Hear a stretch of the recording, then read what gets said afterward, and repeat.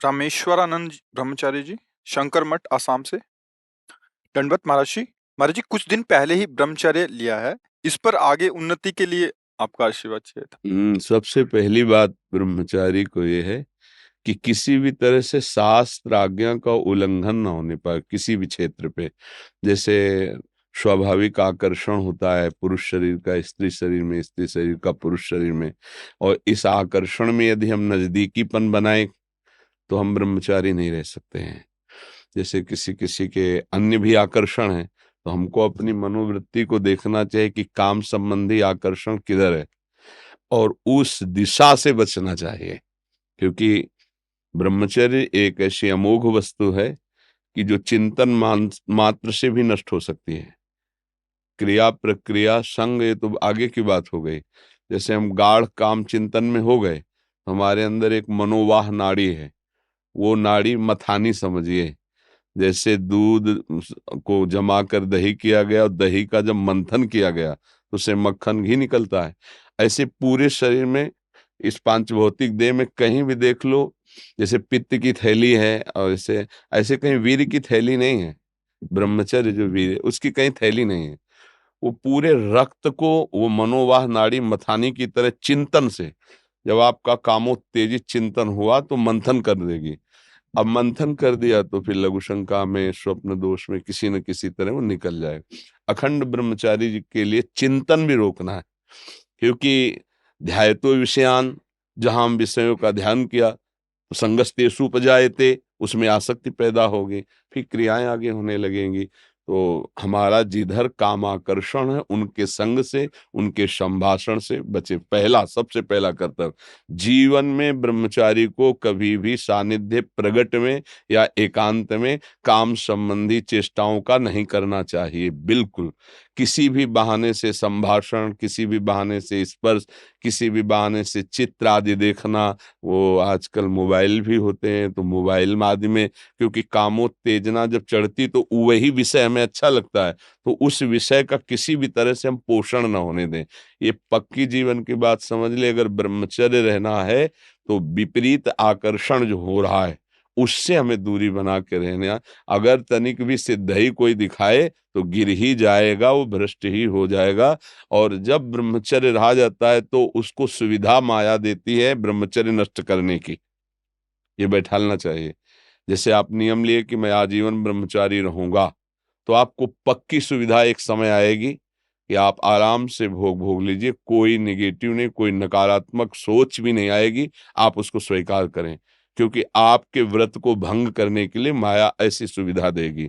आपको ऐसी सेवा मिलेगी या आपकी ऐसी सेवा होगी, कई तरह के विधान पेश किए जाते हैं विपरीतता अंदर पैदा करके भ्रष्ट करने के। तो साधक जीवन भर इस बात से सावधान रहे यदि नैष्ठिक ब्रह्मचर्य।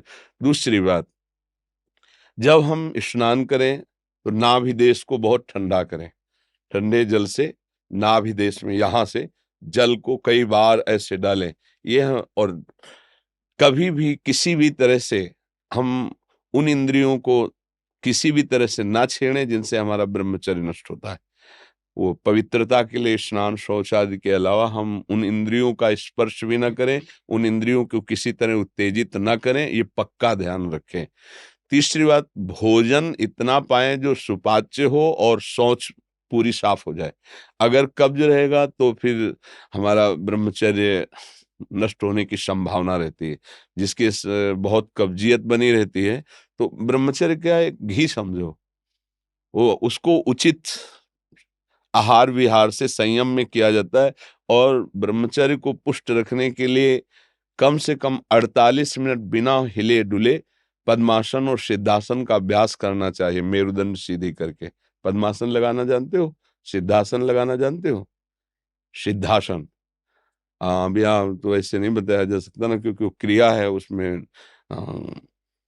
गुदा द्वार और मूत्रेंदी द्वार के बीच की जगह में बाएं पैर की एड़ी होनी चाहिए, और मूत्रेंद्री के ऊपर दाहिने पैर की एड़ी ऐसे आती है, तब वो ऐसे सिद्धासन ऐसे होता है।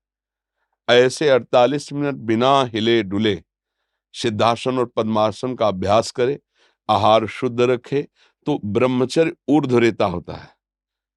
जो ब्रह्मचारी है उसका ऊर्ध्वगामी वीर हो जाता है, फिर वो अधोगामी नहीं होगा। यदि अधोगामी शुरू हो गया है तो ऊर्ध्वगामी करने में बहुत कष्ट पड़ता है। अभी आपकी नवीन अवस्था है, बहुत बढ़िया अवसर है जीवन को ब्रह्ममय बनाने का। तो खान पान में खटाई, अधिक मिठाई, वो पदार्थ जो कब्ज बना दे, गरिष्ठ हैं, उनका त्याग। ब्रह्मचारी का मतलब एक बीमार अवस्था वाले का जैसा भोजन है, जितने से हमारे प्राणों का पोषण हो जाए, सात्विक भोजन। अब होटलों का भोजन खावे, खूब मिठाइयाँ खावे, सोचे ब्रह्मचारी रह जाए तो असंभव है। हाँ, मीठा आदि कभी थोड़ा लघु मात्रा में, खटाई तो बिल्कुल त्याज्य है, बासी अन्न त्याज्य है, अपवित्र स्थिति में बनाए गए अन्न का त्याग है। तब हमारा विचार शुद्ध होगा, तब सच्चा ब्रह्मचर्य है हर इंद्री का। वाणी का ब्रह्मचर्य व्यर्थ का बकवास नहीं, भगवत चिंतन हितकर मधुकर वाणी। नेत्रेंद्री का ब्रह्मचर्य सब में भगवत भाव देखना, कहीं कोई काम आदि की चेष्टा को ना देखना। श्रवणेन्द्री का भगवत चर्चा सुनना, शास्त्र चर्चा सुनना, व्यर्थ की बातें ना सुनना। ऐसे हर इंद्री का ब्रह्मचर्य हो जाएगा तो ब्रह्मचर्य का मतलब ब्रह्म में ही स्थित महापुरुष। सच्चा ब्रह्मचर्य का स्वरूप है ब्रह्म में स्थित महापुरुष, तो वहां पहुंचा देगा। ब्रह्मचर्य बहुत आवश्यक है, सबको आवश्यक है। गृहस्थ में उचित ब्रह्मचर्य है, विरक्त में नैष्ठिक ब्रह्मचर्य है, आजीवन ब्रह्मचर्य। जो ब्रह्मचर्य का महत्व नहीं रखते हैं उनका जीवन कूड़ा हो जाता है, उत्साहहीन, और कई तरह के ऐसे महान दोष उत्पन्न हो जाते हैं ब्रह्मचर्य की हानि से। तो ब्रह्मचर्य की हानि ना होने पाए ऐसा आहार, और शयन करने में दाई करवट का ज्यादा प्रयोग करें, दाई करवट का। और शयन 5 घंटे से अधिक नहीं, 24 घंटे में 5 घंटे शयन पर्याप्त है। फिर आगे चल करके तो और संयम हो जाता है। अब जैसे अपने लोग 8 या 9 के बीच में शयन करते हैं, 12 बजे बैठ जाते हैं। किडनी खराब है फिर भी उसका आश्रय लेकर के, जैसे अभी ये आश्रय इसीलिए इसका लिए हुए हैं कि उस पर वजन न पड़े। नहीं, ये सब थोड़ी आवश्यकता है, सोफा और तकिया इनकी थोड़ी आवश्यकता है अपने यार। अब ऐसे बैठे तो फेल किडनी है, वो जो सेवाएं बन रही वो नहीं बन पाएंगी। तो हर समय जब आप बैठें तो मेरुदंड सीधा, इसका ध्यान रखें, आगे नासाग्र दृष्टि रखें और सावधानी से शयन करें। शयन करते समय बड़ा खतरा है। शयन के समय हमारी इंद्रियां और मन बहुत चंचल होता है। उस समय अगर ब्रह्मचारी भगवत चिंतन करते हुए, उसको नींद से मतलब नहीं है, तन्मयता धारण करते हुए नींद में चला गया तो बच जाएगा। अगर कहीं उस समय वो छूट दे दी और पास में मोबाइल है तो कभी ब्रह्मचर्य नहीं रह सकता। मोबाइल आप रखते हैं? रखना तो होता है। सत्संग ये सब सुनते हैं। हाँ, सत्संग सुनते, पर है बहुत खतरा पास में रहने पर। क्योंकि देखो, जो शास्त्रीय पद्धति है, गोस्वामी जी कह रहे हैं, तुलसीदास जी, जो चाहे आपन कल्याणा, सुजस सुमति शुभ गति शुभ नाना, सो पर नारी लीलार गोसाई, तजो चौथी के चंद्र की नाई। जैसे चौथ के चंद्रमा को देखने के लिए कलंक बताया जाता है, ऐसे बोले माताओं बहनों की तरफ एक एकाकार दृष्टि करके देखोगे तो तुम्हारे अंदर दोष उत्पन्न हो जाएगा। महापुरुषों ने जो कहा है कि अगर शुभ गति चाहिए, शुभ कल्याण चाहिए, तो इनके चरणों की तरफ देखो। भाव तुम्हारा शुद्ध रहेगा, बात करनी तो ऐसे बात कर लो। ऐसे बात करोगे तो हिम्मत नहीं है, कहीं ना कहीं मन हमारा फिसला सकता है, कहीं ना कहीं हमारे अंदर दोष दर्शन आ सकता है। तो इन सब विशेष बातों को तो ध्यान में रखना। और सबसे खास बात है कि हर समय नाम जप करना है। अगर नाम जप से चूक गए तो सब मिटिया मिट हो जाएगा, और नाम जप हो रहा है तो सब समझ जाएगा, पक्का समझना। क्योंकि भगवत चिंतन हो रहा है ना, नाम जप चल रहा है ना, वो सब संभाल लेगा, सब इंद्रियों को अंतर्मुख कर लेगा, सब समझ ले। भजन नहीं है तो फिर अध्यात्म को धारण करना कठिन है। वैसे अब क्या बताएं, ऐसा समय कि मोबाइल एक आवश्यक सामग्री सी बन गई है। आज तक नहीं मोबाइल है, चलाना भी नहीं आता, जीवन में नहीं। जीवन में क्या, अभी तो 30-35 से तो चला है, 25-30 वर्ष से चला होगा मोबाइल। पीछे तो हमने कभी मोबाइल नाम सुना ही नहीं था। तो आधुनिकता अभी 25-30 वर्ष से इतनी बढ़ती बढ़ती चली गई कि जन जन के हाथ में हो गया ये। तो ना कभी रखा है, और भगवान कृपा करे ना आगे कभी रखना पड़े। कोई पर्सनल इसका प्रयोग नहीं है, जो प्रयोग समाज का है वो दो चार लोग अपने रखते हैं, अपने करते हैं।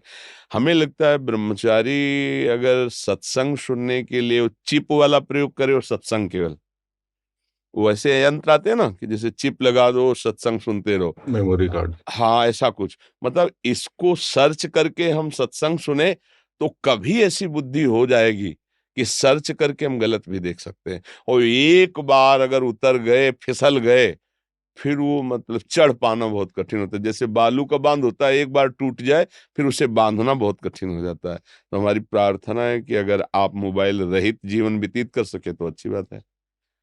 वास्तविक जब हम प्राणों को समर्पित करके निकले तो मोबाइल क्या चीज है। अगर सत्संग आपको सुनना है तो आप किसी भी भाई से मिलते तो है ही, मिल समाज है तो वो यूट्यूब से आपके सत्संग को भर देगा, आप उसको सुन लिया, फिर आप नवीन भरवा लीजिए, यंत्र रखिए। पर मन को संभालने के लिए अगर ये कहीं भूल से ऐसा कुछ हो गया तो फिर बहुत ही, तो हमें लगता है साधक को तो सावधान रहना चाहिए।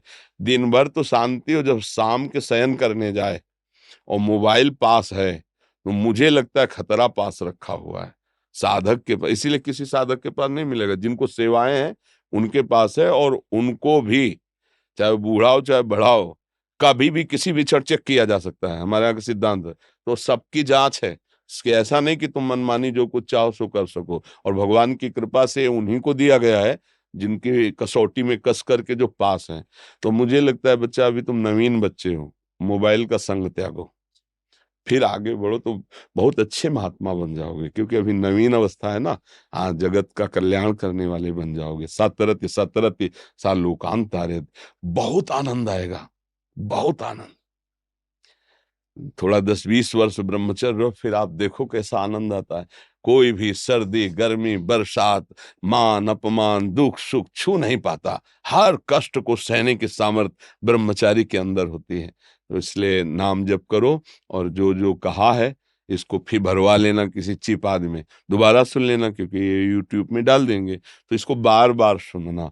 हाँ, ब्रह्मचर्य के लिए ये बहुत आवश्यक है कि हम कोई किसी भी तरह इंद्री का दुलार न करें, किसी भी तरह हम ऐसा आहार न करें, किसी भी तरह हम ऐसा व्यवहार न करें, तो हमारा ब्रह्मचर्य पुष्ट हो जाएगा।